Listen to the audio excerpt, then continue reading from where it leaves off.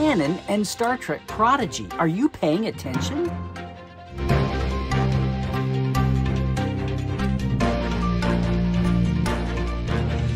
Hey, it is Dr. Trek, Larry Nemecek, coming at you here from the heart of Trekland, and just letting the dust settle a day or two on all the latest Trek headlines. So instead of another hot take or another quick take, you get a second opinion from Dr. Trek. Hey, I have been authoring, interviewing, archiving, hosting, witnessing, connecting the dots, and yes, fanning Star Trek for a while now. And wow, I just want to say, the new Star Trek Prodigy, Crossroads, episode 114, are you paying attention to this show? I mean, whoa, back up. This season has been incredible. Let Sleeping Borg lie. We know now the neurolytic pathogen that Admiral Future Janeway left. The finale of Voyager is still in play, or now it's not. That really was the demise of the Borg that we saw. But here it is. By star dates, by carefully written star dates, we are basically in 2384. We're 20 years after the start, the first season of Next Generation. 2384. And we finally know for the last 4, 5, 6 years, the Borg have been in disarray, but apparently maybe not so much now. Let Sleeping Borg Lie was a great restart to what's been going on here. Some people have been talking about that. Yes, yes, yes, yes. And then all the world's a stage. Who knew that somewhere in Prodigy we'd find out the end-game story of Ensign Garavik and a by-the-book Galileo Class F shuttlecraft? And now here we are with Crossroads 114, this last week's episode. Are you kidding me? Okay, it's enough to have a Klingon and a random Klingon speaking. Okay, fine. It's enough to have a Kazon again, same Kazon as the pilot. Who knows? Kazon traders. But Xindi reptilians working security at this base? This is the Xindi? So the Xindi did, at least the Xindi reptilians, they did survive. It's 200 years later, and they're mainstreamed in. There were, okay. Now, we're in the Beta-Delta Quadrant boundary, this side of the boundary. The lower side, the Beta Quadrant side of that boundary, and so it's not quite so distant, but even then, from what we're told, from the events in Picard and Discovery even, that those leftover old Borg transport conduits are being used by everyone. So that's why it's not quite such a shock to see Alpha Beta Quadrant folks in the Delta Quadrant where we've been, Tars Lamora, near boundary on that side. And also we're seeing Deltans like, yeah, Kazon down this way as well. So, okay. But that wasn't even it. Gang, this was history and aha. How many of you were aware, and I've been waiting for this to happen. It's already historic that we've got 2 speaking characters that are Tellarites in the same show. I've been waiting for the time when they actually cross paths. Well, all of our Protostar kids have crossed paths with the Dauntless kids, which has been interesting. So there were a lot of fun little moments there for all the gang.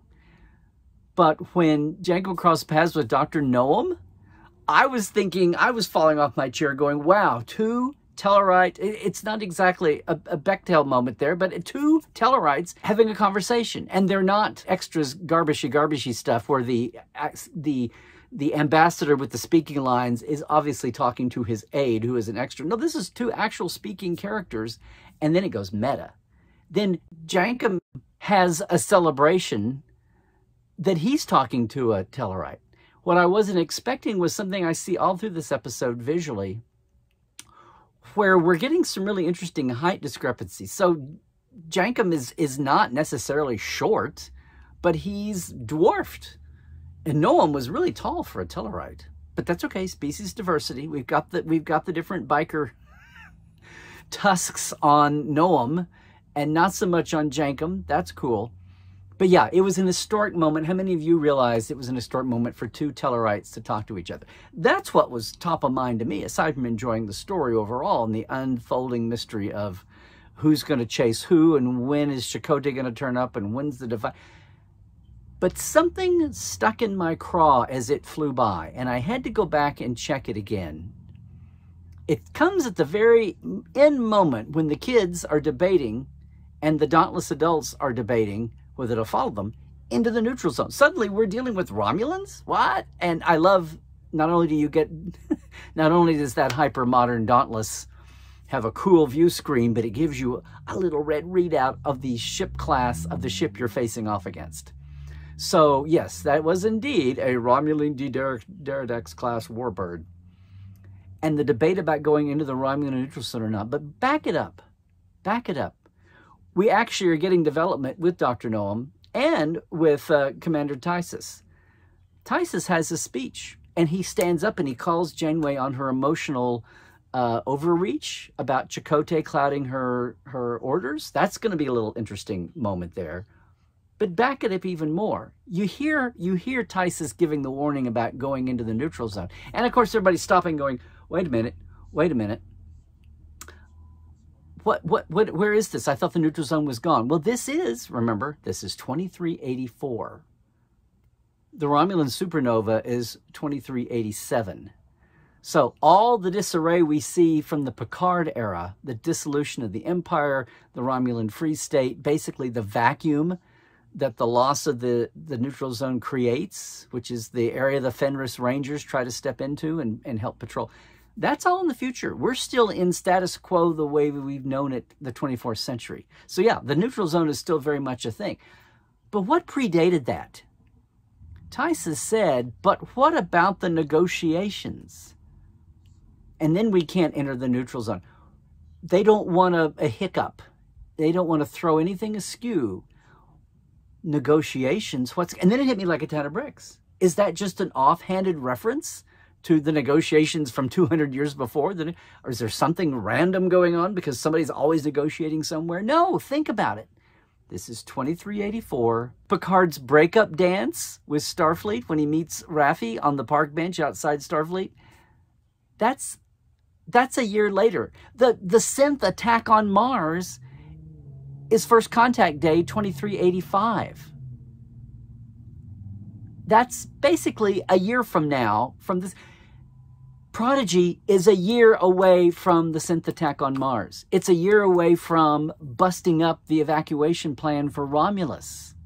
That's how far along we are. Now, Lower Decks, a couple of years behind. But that's where Prodigy is right now. So when you're bringing these Romulans in, Tysus is talking about the negotiations to evacuate the Romulans. Right? Because that didn't happen overnight, and they're already far enough along for them to be blown up emotionally, dramatically, by the synth attack in April, First Contact Day. So a year later. And then everything unspools the way we know it to happen. Is that what's going on here in this innocuous little episode of Prodigy that's just trying to go along and tell its own story? I'm telling you, gang, there are some big picture moments happening here behind the scenes. Those showrunners don't all get together once a month and huddle up for nothing. And if you're not paying attention, that's what's been going on. So I'm going to go out on the limb. I knew when that went by, I'm like, what negotiate? Was that just a throwaway generic line? No, we are right in the heat of things heating up over the whole Romulan. They know the supernova is impending by now.